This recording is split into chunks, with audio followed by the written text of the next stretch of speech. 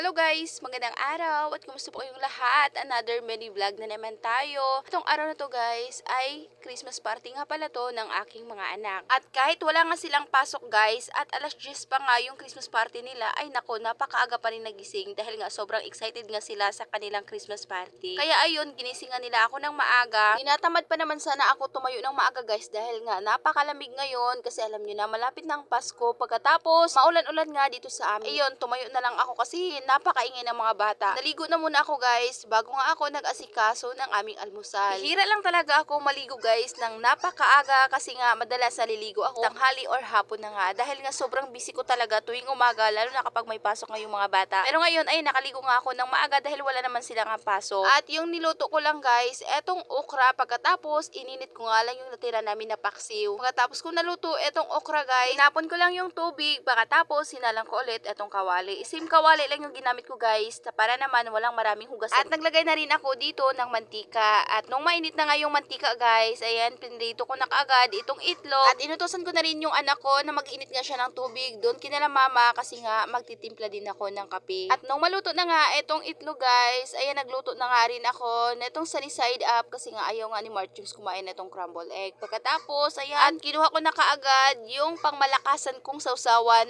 Etong suka ng nyog guys, ayan, napakabango talaga nito guys. Kasi nga nilagyan namin to ng bawang, sibuyas at luya. At sobrang sarap nito guys. Gawing sausawan nga ngayong darating na Pasko lalo na sa mga lumpia. Hira na lang talaga ako makabili guys ng pure na suka ng nyog. Mabuti na lang nung pumasyal nga ako doon kina mama. Yung kapitbahay kasi nila mama guys. Malanggiti kasi siya yung nagagawa nga ng tuba. Pagkatapos ayan meron nga siyang suka guys. At bili nga sana ako kaso nga lang hindi na niya pinabayaran sa akin at binigay na nga lang niya itong maraming suka. Sobrang thank you talaga ako nito kata Ate Sipi kasi binigyan niya ako ng maagang pamasko atong napakaraming suka kasi kapag bilhin mo to guys ay nako nasa 100 na to. Pagkatapos nga pala namin kumain, nakita ko nga pala etong binigay ni mama na saging at nahinog na pala siya kaya ayan sinain ko na kaagad. Kasi masarap talaga guys kumain ng kumain kapag maulan yung panahon. Ewan ko ba bakit ganun. At ayan, medyo humupa na nga yung ulan guys at yung mga bata dahil alas 10 na yan, ihahatid nga sila ng papa nga nila. Actually, Char, hindi mo kinaya, English yun. Kasama din ako dyan sa paghatid sa kanila. Ayan, pinasama ko na nga yung atit kuya nila at sila yung magbabantay sa kay Yana at saka kay Cheryl kasi nga. Meron kasi akong gagawin sa bahay guys at kaya sila na yung pinasama ko nga sa Christmas party. At hindi na nga sila nagdala ng pagkain dyan guys kasi hindi naman nagpaluto yung teacher nga nila kasi nga nag-order nga lang sila ng Jollibee. At pagkatapos nga namin sila maihatid ay bumalik agad kami sa bahay ng papa nga nila dahil nga babalutin na kasi namin etong mga regalo nga namin sa kanila guys. At saktong-sakto wala nga sila dito para hindi nga nila makita. At pagpasensyahan nyo na kung medyo maingay nga yung over ko ngayon dahil nga sobrang lakas talaga yung ulan nga dito sa amin. At ayun guys, nung nakauwi na nga kami sa bahay, nagluto nga ako ng ulam nga namin. Kasi nga